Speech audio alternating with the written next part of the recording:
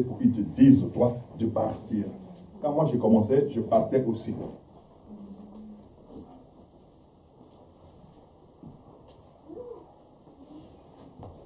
Je partais aussi. Donc il y a un temps pour chaque chose. C'est ton temps maintenant de partir. C'est ton temps maintenant d'aller gagner des âmes. C'est ton temps maintenant. Parce que vous voulez savoir quels sont les dons qui sont dans vos vies. Mais si tu ne pries pas, comment tu peux savoir qu'il y a un don? On ne découvre le don que quand on prie avec des gens. Amen. Parce que tu es en train de prier avec quelqu'un, la personne est malade. Si tu pries qu'elle guérit, et que tu pries pour à peu près 5 personnes, puis tu vois qu'elle guérit, ça veut dire que Dieu a mis en toi le don de guérison. Mais comment tu peux découvrir qu'il y a un don en toi si tu ne fais rien? Comment tu peux savoir? Comment tu peux savoir que tu as un don de prophétie si tu ne parles jamais de ce que Dieu te met dans ton cœur de parler? Donc les dons, ça s'exerce. Tu peux peut-être faire au départ des erreurs, mais c'est celui qui ne fait rien qui ne fait pas d'erreur. Tu peux au départ dire des paroles qui sont inexactes peut-être, mais ce n'est pas un problème. Quelqu'un va dire, mais elle m'a donné une parole, ça ne s'est pas réalisé. Mais entre 10 paroles que tu as données, et puis 2 ne sont pas réalisées, que les 8 se sont réalisées, c'est que Dieu est en train de t'emmener quelque part. Mais vous ne pas qu'on rit des gens, non, il ne faut pas qu'on dise ça, donc je ne vais pas dire une parole. Non, dis la parole. Si tu dis qu'elle vient de Dieu, dis-la. Dieu va gérer le reste. Amen.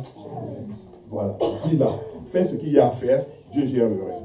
Mais il ne faut pas que tu fermes ta bouche et tu empêches Dieu de bénir des personnes. Pour que toi-même tu empêches Dieu de te faire pour Dieu un outil, un instrument de bénédiction. Amen. Excellent Père de grâce, que ton nom soit béni.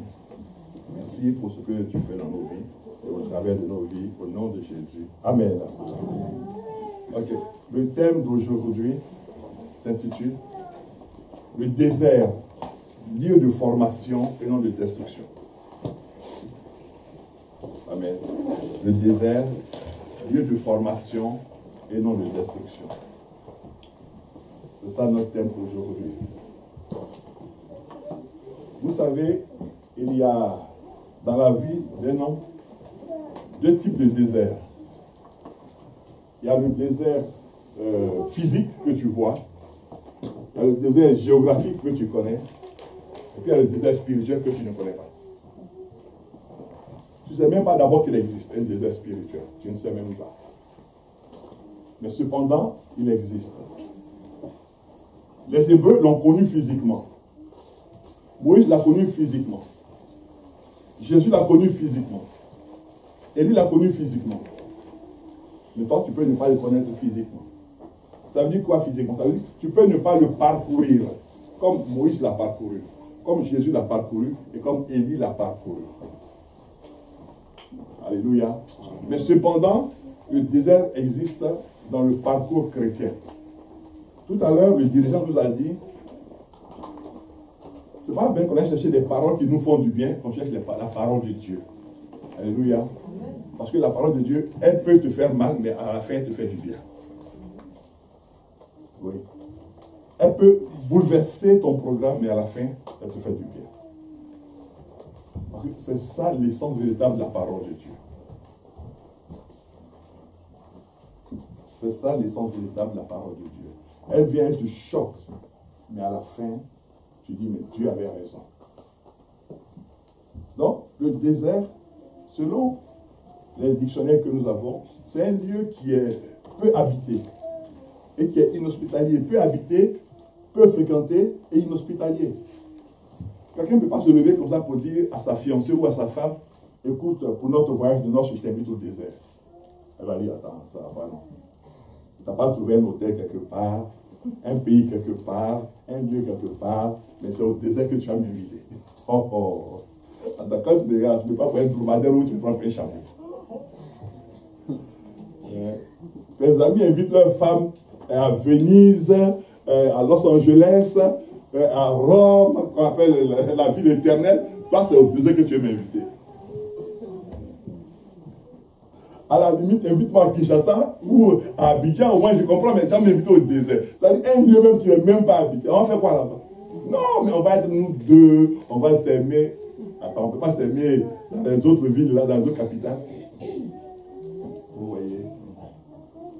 Le désert, on n'aime pas vraiment le désert. Mais le désert, il est habité aussi par des gens qui sont des nomades, qui vivent là-bas.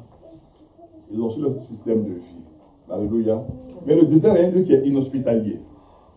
Il est inhospitalier parce qu'on ne se lève pas un matin pour dire, bon, mais moi je vais maintenant, je quitte tout que je vais mettre au désert. Non. Il est inhospitalier. C'est-à-dire que tu ne peux pas aller au désert pour faire ce que tu veux. Au désert, il n'y a pas KFC, McDo, Burger King, il n'y a pas tous les restos, les fast-food là, hein, où on va jeter, on appelle une pizza en 30 minutes. Et au désert, il n'y a pas ça.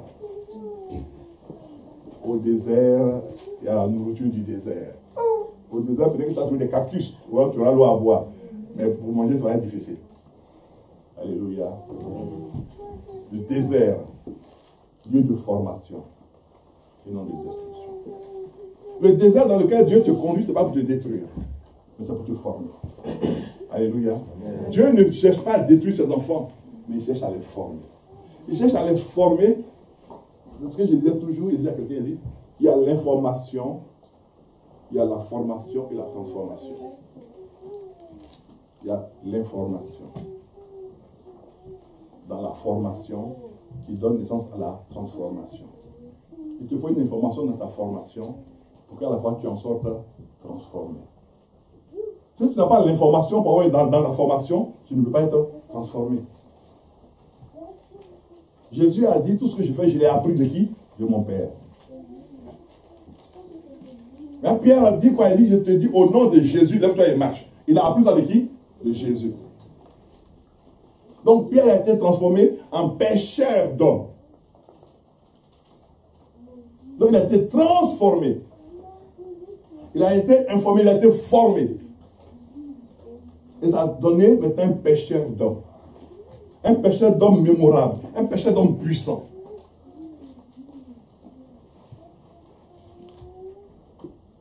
Et cela est très important. Pour toi comme pour moi. Nous allons aller dans Osée 2.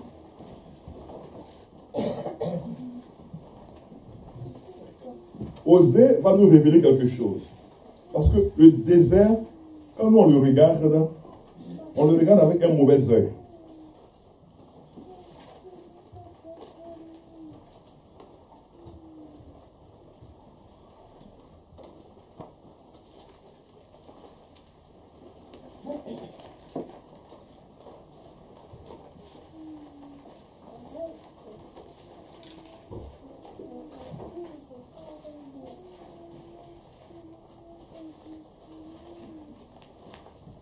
Alléluia. Voilà. On va aller dans Osée 2. Il dit quoi? Verset 14.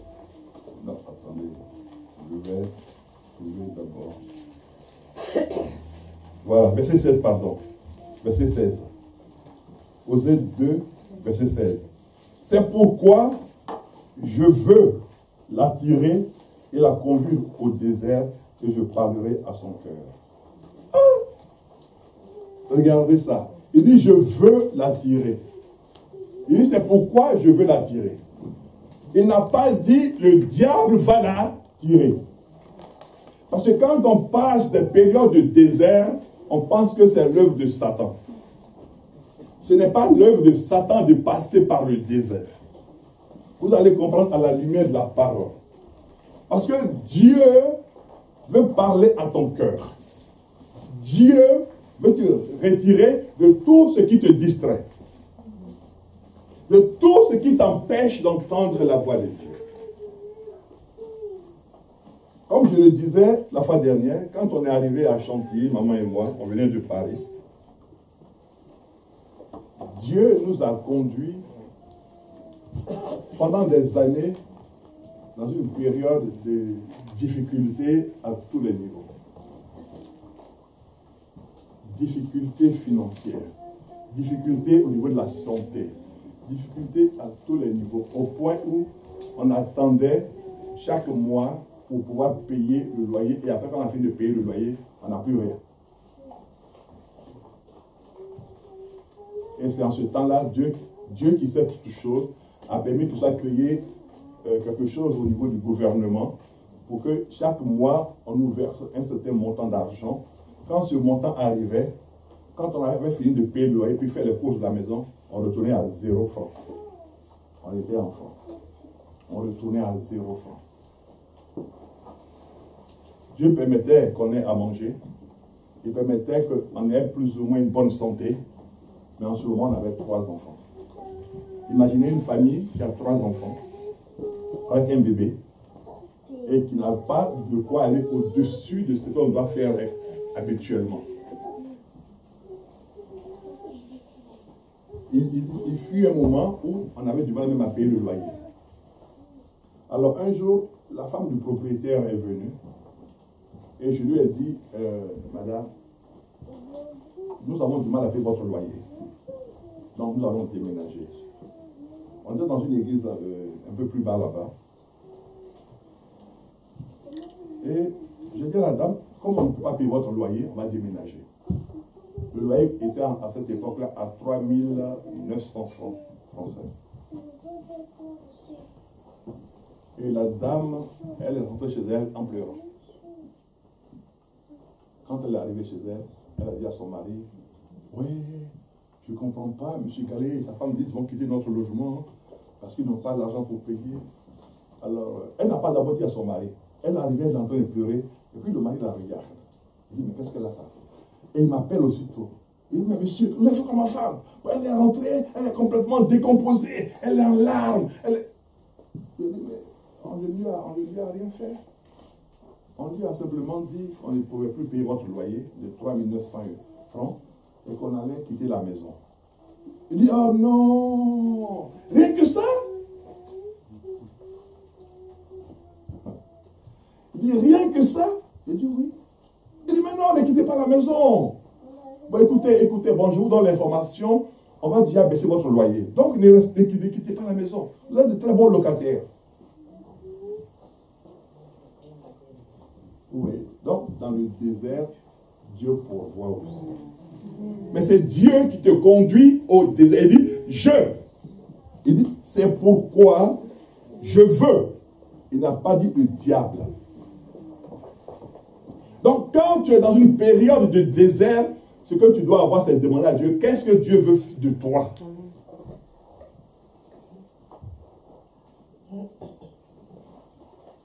Il y avait 3 enfants. Et puis maintenant, il y avait une autre famille qui venait chez nous. Donc, maman m'a rappelé la fois dernière, elle dit, on consommait à peu près 5 briques de lait par jour.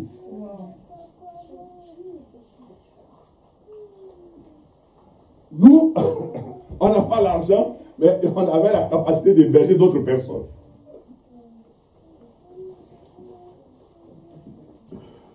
Non, aujourd'hui, on en rit. Des fois, on est assis là, puis on parle. Mais c'est vrai. En ce temps-là, elle n'avait qu'une seule robe. Imaginez une femme qui est mariée à quelqu'un, et puis toute sa garde-robe, dans la pendule, il y a une seule robe. Et puis après la robe qui est là, elle a sa robe de chambre, et puis elle a qu'une seule robe. Vous voyez. Mais elle n'a pas dit, mais pourquoi cet homme que j'ai marié, lui, sa vie me conduit au désert? Quand Dieu est en train de former quelqu'un, tu ne peux pas être une autorité si tu n'as pas connu le désert.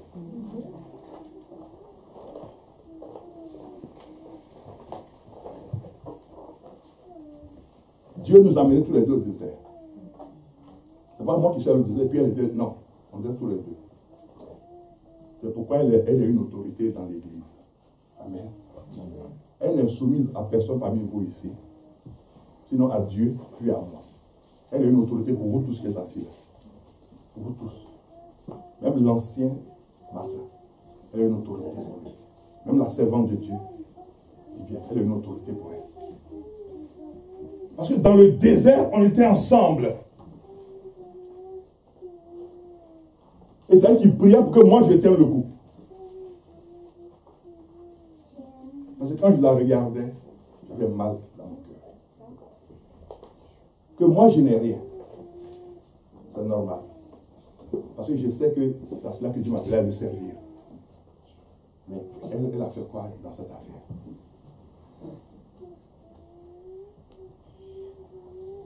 Et on doit aller à l'église. Chaque mardi et chaque dimanche.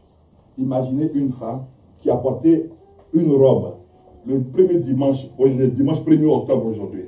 Et puis elle prend la même robe le dimanche 8 octobre encore pour aller à l'église. Et puis elle prend la même robe le dimanche 15 octobre pour aller à l'église. Aucune parmi vous, ça n'aurait accepté.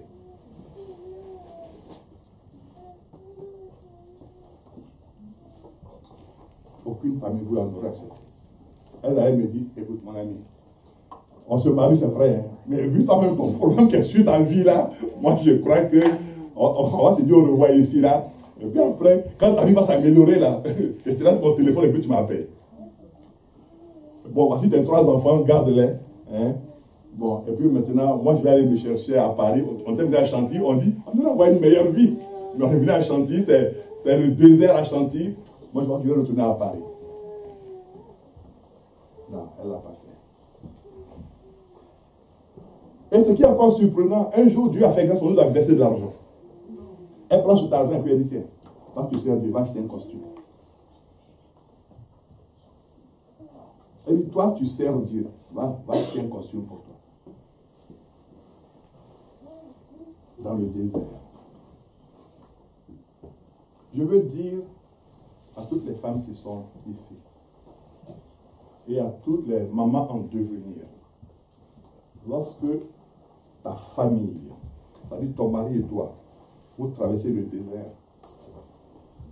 ne regarde à personne d'autre, regarde à celui qui est assis dans les lieux élevés. Amen.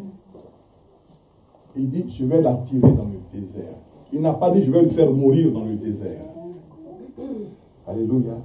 Il dit, je vais l'attirer pour parler à son cœur, pour le transformer, pour le changer. Dieu n'attire pas dans le désert n'importe qui. Donc, il ne peut pas t'attirer toi. Si toi, tu n'as pas de valeur, si toi, tu es un chrétien de dimanche, si tu es un chrétien qui ne brille pas du tout, qui ne t'intéresse même pas à la chose de Dieu, il ne t'attirera jamais dans le désert. Donc, tu ne connaîtras même pas l'intimité de Dieu.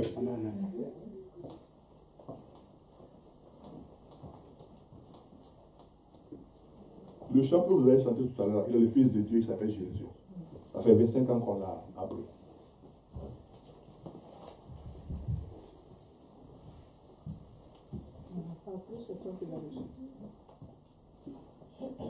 On le chantait ensemble à Paris, quand on allait à Paris, nous deux. Et puis elle dit, attends, tu chantes faux. C'est pas grave, je suis habitué. On va faire une chorale des hommes. Hein, le papa? Voilà, on va faire une chorale des hommes.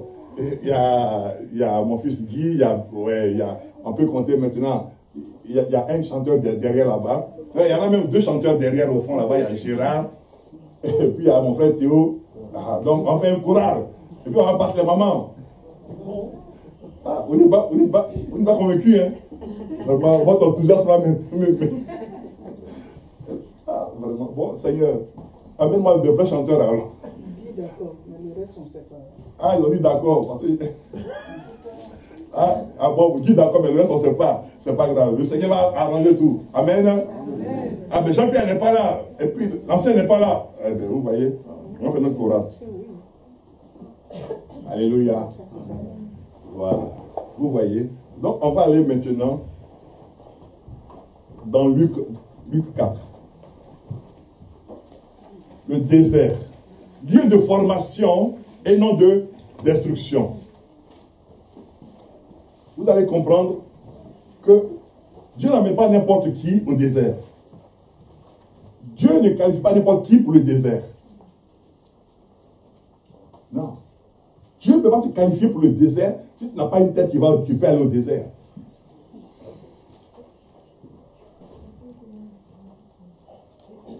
Luc 4,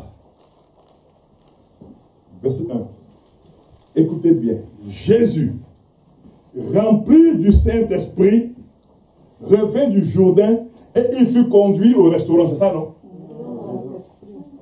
Il fut conduit où? Au désert. Par qui? Par l'Esprit. Donc par le Saint-Esprit, Jésus est conduit au désert. Ce n'est pas par Satan. Ce n'est pas par Satan. Ce n'est pas par un démon. Il est conduit au désert par le Saint-Esprit lui-même. Donc, ce qui veut dire que quand tu voudras marcher correctement avec Dieu, Dieu te conduira au désert.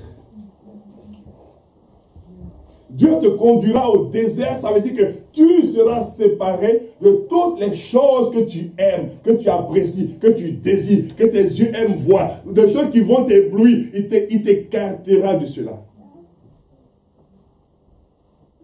Il va même changer le teint de ton visage. Jésus rempli du Saint-Esprit. C'est-à-dire que quand toi tu seras à un certain moment de ta foi, quand tu seras vraiment assis dans la foi, et que tu as dit, ah mais maintenant je sens que je marche vraiment avec le Seigneur, c'est là qu'il ouvre en même temps la porte du désert. C'est là qu'il ouvre la voie du désert. Parce qu'il dit, maintenant tu es prête à aller au désert.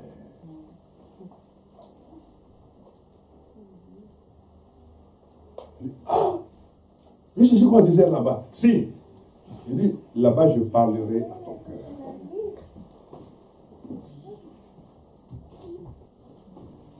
Le désert peut être que dans ta famille, dans ton couple, il n'y a pas d'enfant. Ça peut être un désert.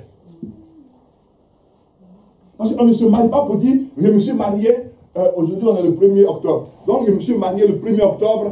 Bon, écoute, on fait un calcul. Bon, au bout de 6 mois, je dois tomber enceinte. Et puis, 9 mois plus tard, je dois avoir accouché. Et puis, le désert fait que tout ton programme, il tombe où ça? À l'eau.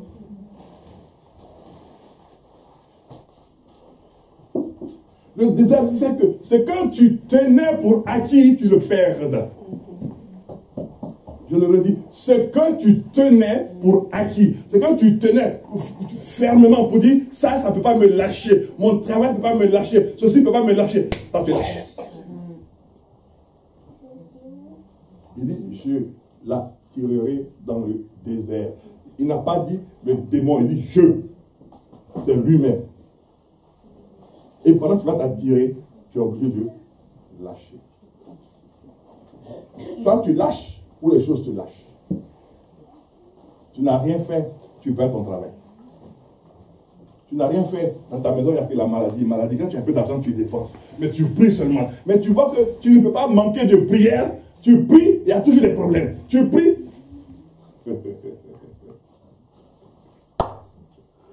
Plus tu pries, plus les problèmes s'amoncellent. Allez, ils grandissent.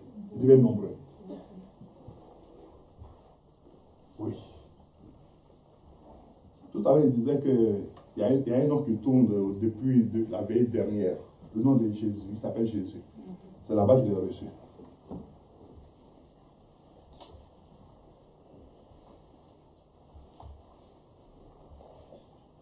C'est là-bas que j'ai reçu que voici comment toi tu dois vivre. Voici le nom que toi tu dois commencer à proclamer.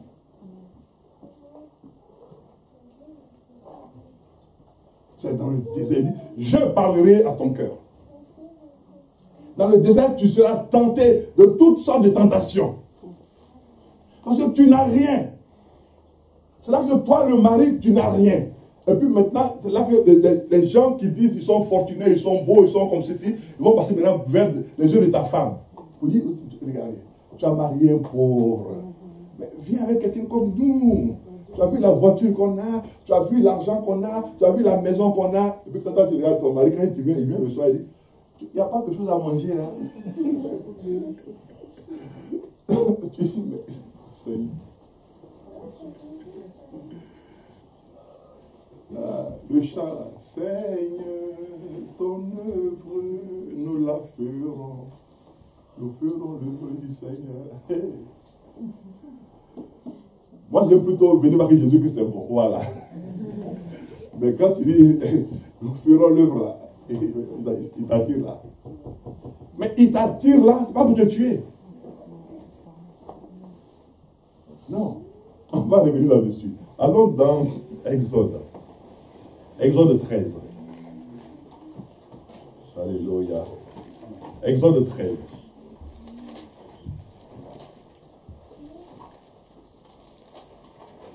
Vous allez voir comment Dieu il fait son programme pendant que toi tu fais ton programme. Exode 13 à partir du verset 17.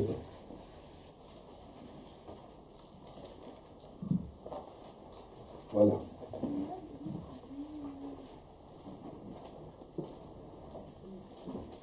Lorsque Pharaon laissa aller le peuple, Dieu ne le conduisit point par le chemin des Philistins, quoique le plus proche.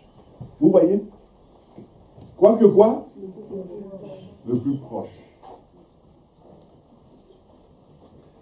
Car Dieu dit, le peuple pourrait se repentir voyant la guerre et retourner où ça? En Égypte.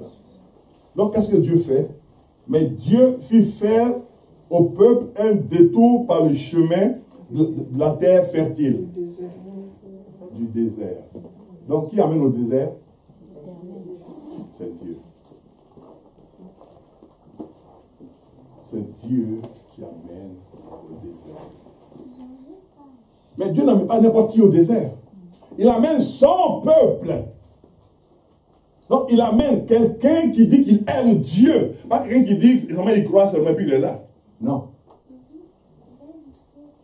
Toi tu dis que tu aimes Dieu. Mais alors prépare-toi au désert. Toi tu dis que tu veux servir Dieu. Prépare-toi au désert. Toi tu dis que Dieu t'a appelé. Prépare-toi au désert.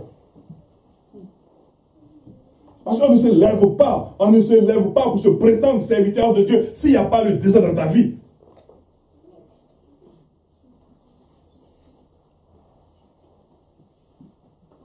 La Bible dit, quoique le plus proche, mais Dieu fit faire au peuple un détour. Donc un changement de chemin. Un changement de chemin.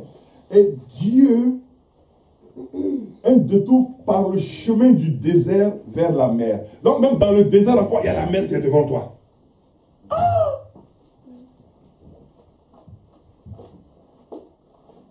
Mais c'est Dieu qui te conduit dans ce désert-là.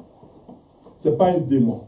Ce n'est pas un sorcier. Ce n'est pas un féticheur. Ce n'est pas les gens qui sont dans les cercles ésotériques. Non, c'est Dieu lui-même. C'est Dieu lui-même qui te conduit parce que toi, tu dis que non, Dieu t'a appelé. Dieu t'a parlé. D'accord? Comme tu dis que je t'ai appelé. D'accord? Mais comme tu dis que je t'ai parlé. Mais je vais te conduire là-bas. Allons voir dans 2 Samuel 15.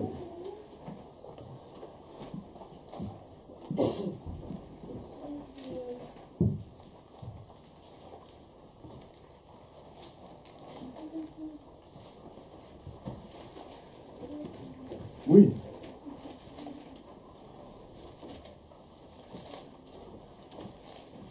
Deux Samuel 15.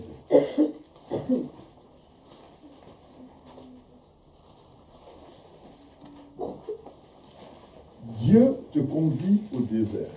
Ce n'est pas pour te tuer, mais il te conduit au désert parce qu'il veut t'apprendre quelque chose. Alléluia. 2 Samuel 15, à partir du verset 13. Voici quelqu'un qui s'appelle David. David était installé comme quoi? Comme roi. Alléluia. David était installé comme roi. David était tranquille comme roi. Et regardez l'information. Maintenant. Voici commence pour David quelque chose. Quelqu'un vint informer David et lui dit, le cœur des hommes d'Israël s'est tourné vers Absalom. Et David dit à tous ses serviteurs qui étaient avec lui à Jérusalem, levez-vous, fuyons, car il n'y a point de salut pour nous devant Absalom. Voici David qui venait, qui commençait maintenant à découvrir une nouvelle fois encore le désert. Pendant qu'il pensait que sa royauté était affermie, parce que Dieu le lui avait dit, dans l'affermissement de sa royauté, son propre fils se rebelle contre lui. Donc vous voyez, quand on va dans les églises, les fils qui se rebellent, ce n'est pas nouveau. Absalom s'est rebellé contre son propre père. David a dit, bon, voici une période de désert qui arrive encore pour moi. Et il dit à ses serviteurs, il dit, fuyons. Il n'a pas dit résistons. Je suis le roi, résistons. Il dit, fuyons. La royauté était affermie. Elle était tranquille. Il a eu des enfants. Absalom a grandi. Absalom est né. Il a grandi. Maintenant, Absalom se lève comme un homme et puis il dit non, lui veut s'opposer à son père. C'était aussi un temps de désert pour ta vie. Le désert, c'est le lieu où tu n'as pas accès à tout ce que tu avais avant. C'est le lieu où tu n'as pas les amis que tu avais avant. C'est le lieu où tu n'as pas l'écoute que tu avais avant. Le désert est le lieu où les gens t'abandonnent sans raison valable. Non seulement ils t'abandonnent, mais il y en a qui sont loin et qui rient de toi. Oh, mais, je vais vous passer les railleries qu'on a subies, maman et moi. Mais des gens qu'on connaissait. Des gens qu'on pensait être nos amis, nos parents.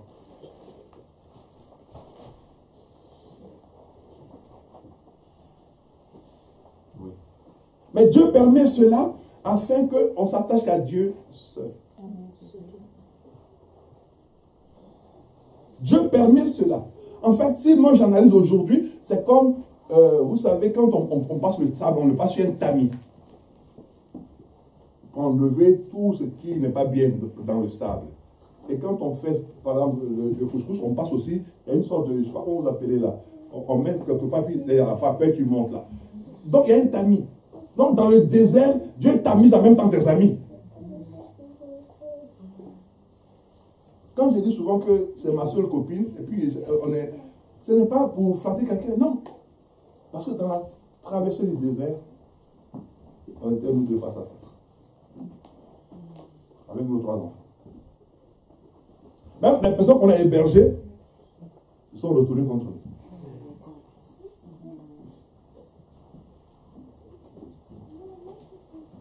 Ce n'est pas là les personnes qu'on a hébergées. Pendant qu'on est dans le désert, les personnes qu'on a hébergées sont retournées contre nous. C'est pour ça que quand vous venez à la maison, vous voyez qu'on est en train de jouer comme des gamins. Oui, parce qu'on a beaucoup de choses à partager. C'est dans le désert que ta véritable personnalité émerge, elle fait surface. Parce que quand tout est bien, tu rentres à la maison, tu as une belle voiture, ton compte en banque est bien garni, et ta femme achète tout ce qu'elle veut, bon, vous allez vous aimer sérieusement. Mais tu rentres, tu n'as pas de voiture, la voiture, elle a été embarquée, le compte en banque, il est fermé, le chèque tu mets, il ne passe pas, et la maison pour payer, il y a des problèmes. Je ne pense pas que tu vas trouver un sourire ou bien un rire à la maison. Quand tu viens, quand ta femme te regarde, sa figure est à 4e vitesse. Non. Gloire soit au Seigneur. Sa figure n'est même en 4e vitesse.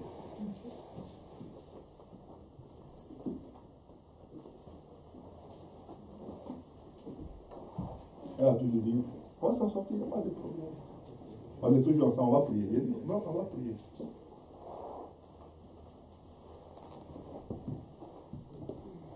Quand vient le désert, vient le temps de la prière et non le temps de la réflexion. C'est le temps de la prière. C'est le temps de chercher la face de Dieu. Dieu n'amène pas au désert quelqu'un en qui Dieu même n'a pas confiance. Parce que quand Dieu t'amène au désert, ça veut dire que Dieu n'a pas confiance en toi.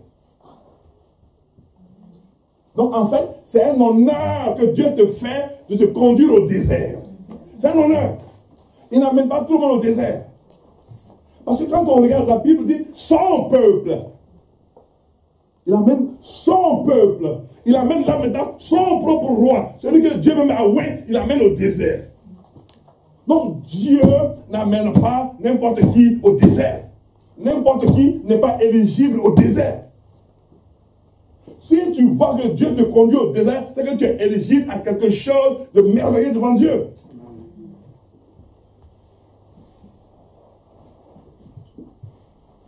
Aujourd'hui, par la grâce de Dieu, je suis là, puis on m'appelle, on me paye des billets d'avion, mais il faudrait que je passe par le désert. Si pendant que j'étais au désert, on me disait, non, un jour, Dieu va t'emmener dans tel pays, Je vais dire à la personne, je vais d'abord manger pour demain matin. Je vais payer d'abord mon loyer, et puis après avoir pour le voyage. Oui. Je lui ai dit, bon, il y a les trois là. Il faut qu'on paye les habits d'abord, et puis après avoir parlé du voyage. Et il y a ma femme, elle a une seule robe. Est-ce qu'on paye déjà 3 robes déjà, pour qu'elle puisse se changer, et puis après avoir parlé du voyage?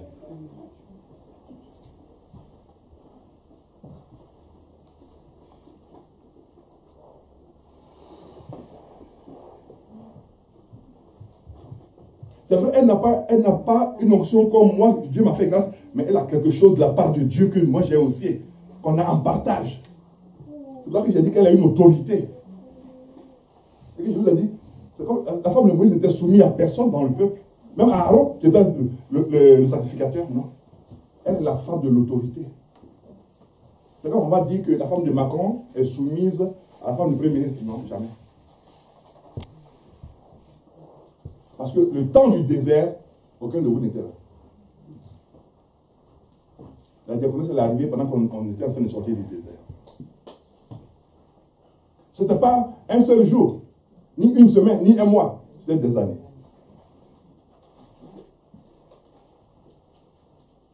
C'était des années. Ce n'est pas un an, ni 2 ans. C'était des années.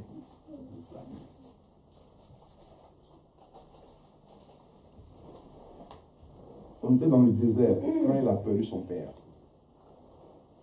On n'avait même pas de moyens pour envoyer l'argent en Côte d'Ivoire. Il fallait déjà qu'on trouve à manger. Il fallait déjà qu'on pense à la santé des enfants et qu'on pense à la santé. Le désert. Mais gloire soit rendue à Jésus-Christ par le Saint-Esprit. Mais c'est là qu'on priait, le matin, à midi, le soir. Le matin, à midi, le soir. Le matin, à midi, le soir. On priait.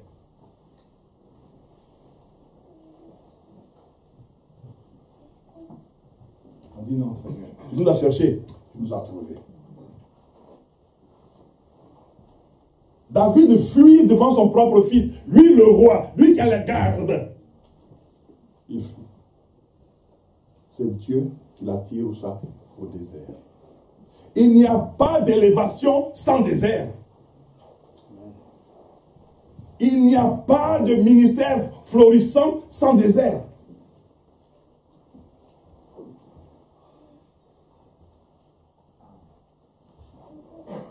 Il n'y a pas de puissance de Dieu sans désert.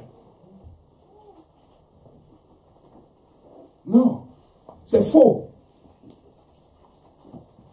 Et dans le désert, il y a des problèmes. Allons voir Luc 4. Dans le désert, il y a toutes sortes de tentations. Toutes sortes de tentations. Toutes sortes. J'ai dit toutes sortes. Retournons dans Luc 4. Luc 4 nous dit ceci.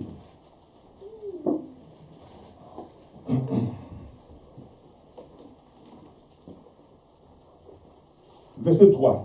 Le diable lui dit, si tu es fils de Dieu, ordonne à cette pierre qu'elle devienne du pain.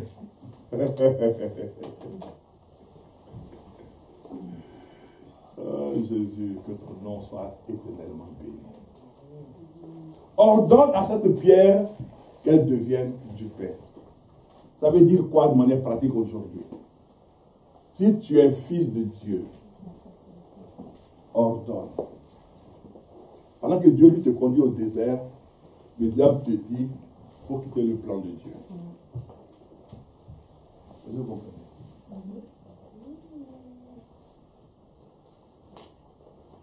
Il dit, tu as fait, non? Mais la situation, prie, tu vas voir si ça vient. Ordonne. Le changement.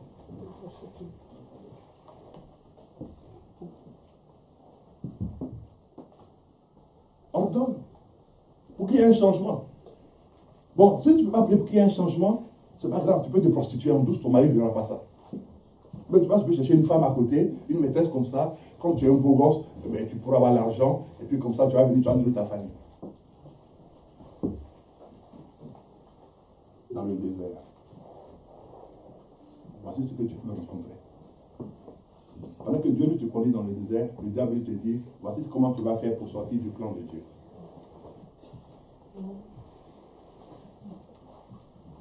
Continuons.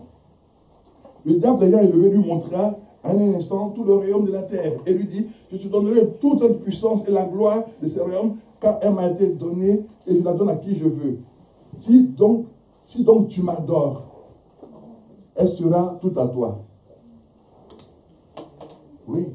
Pendant que tu es dans le désert, c'est là que passe quelqu'un qui a une belle voiture, qui a un bon compte en banque. Quand tu regardes ton mari, même sa veste même est trouée. Ses chaussures là, il a une seule paire de chaussures, mais quand il marche là, il est devenu bancal parce que l'autre partie là est mangée. Et puis tu vois des gens, quand tu sors même, il y a des voitures s'arrêtent sur la route. Il dit, le diable te dit, mais tu vois. Non, si tu es. Non, laisse ça. Mais voici comment tu vas marcher. Donc la séduction même vient t'attirer dans le désert. La séduction te rattrape dans le désert. Pendant que tu es en pleine difficulté, la séduction te rattrape.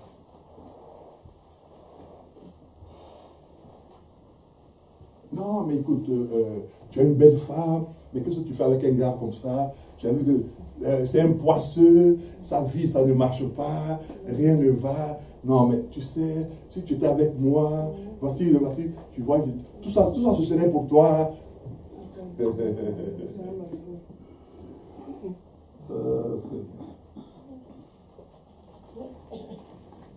Le désert. Mais tu vois, tes habits même vont changer. Ta vie même. C'est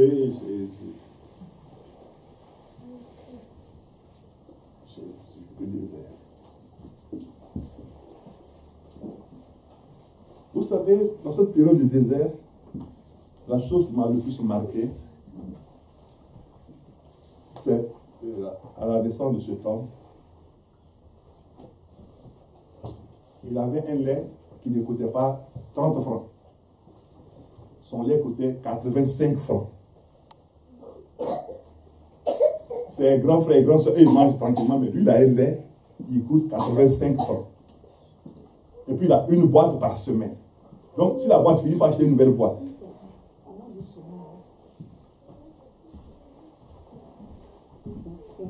Et je suis allé à la banque.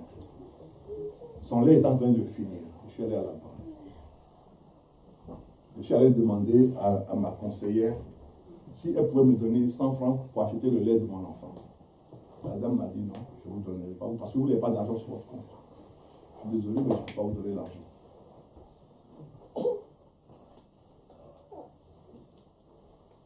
Donc, quand je suis sorti, ça m'a fait sourire. J'ai levé mes yeux au ciel, et puis j'ai dit, Seigneur, merci. Mais je n'ai jamais mon compte de cette banque-là. Je le garde. Au pauvre même maintenant, je me dis, je veux que je prenne mon argent pour faire d'autres affaires dans leur banque. Donc, je suis sorti, je suis arrivé à la maison. Elle me demande, mais tu es parti par rapport à la banque? Ils ont dit quoi? Je dis, mais je suis allé, ils ne m'ont rien donné. Elle dit, bon, comme ils n'ont rien donné, on va essayer de procéder autrement. Et puis, Dieu l'a inspiré dans le désert pour qu'elle fasse manger ce monsieur-là d'une autre manière pour que la boîte de lait tienne jusqu'à ce qu'on ait l'argent pour aller acheter encore des boîtes de lait. C'est dans le désert. C'est dans le désert. Mais pendant ce temps, le diable est en train de lui montrer le royaume. Les gens sont en train, quand il sort, les gens s'arrêtent, des voitures s'arrêtent pour lui dire, le diable lui dit, mais tu vois, tout cela, ils sont à tes pieds. Mais tu avais quelqu'un, un poisson, il ne fout rien, il ne peut rien t'apporter, il n'a que prier.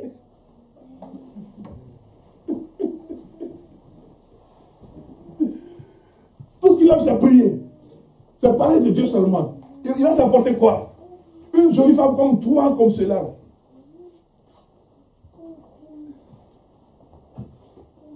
Oui. Moi, je n'avais rien à lui apporter. Parce que le désert, c'était pour moi. Ce n'était pas pour elle. Mais comme elle était avec moi, on devait faire la route du désert ensemble. Le désert était pour Moïse. Ce n'était pas pour Séphora. Elle est madianite. Mais comme elle est avec Moïse, elle est obligée d'aller où? Au désert. Le désert, c'était pour David, pas pour ses femmes. Mais comme elles sont mariées à David, elles sont obligées de faire quoi? D'aller au désert. Le désert n'était pas pour l'église, c'était pour Jésus. Mais comme l'église est sortie de Jésus, donc l'église doit connaître aussi le désert.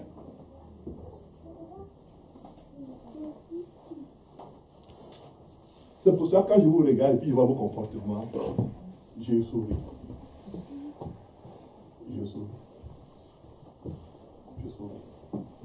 Quand je vois la nervosité, oui, c'est comme ça, moi je ne viens plus à l'église, c'est comme ça. Ah. Je souris. Je souris. Parce que si tu avais été avec nous au moment de la traversée du désert, tu nous aurais regardé différemment, tu dis non. Ils sont debout jusqu'à aujourd'hui. C'est que leur Dieu est vivant.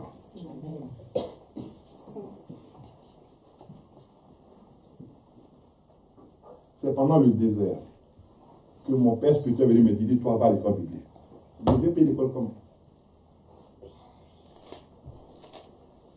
Donc on devait partir nous deux à l'école biblique. Moi, payer comment? Donc moi je m'attendais à ce qu'arrivé à l'école biblique, on dise que ceux qui n'ont pas d'argent ne viennent plus à l'école. Donc je m'attendais à cela. Donc j'étais prêt à sortir. Et maintenant il vient, il dit bon, ceux qui n'ont pas d'argent, ils peuvent toujours rester. Ah, mais Seigneur, qu'est-ce que tu me veux?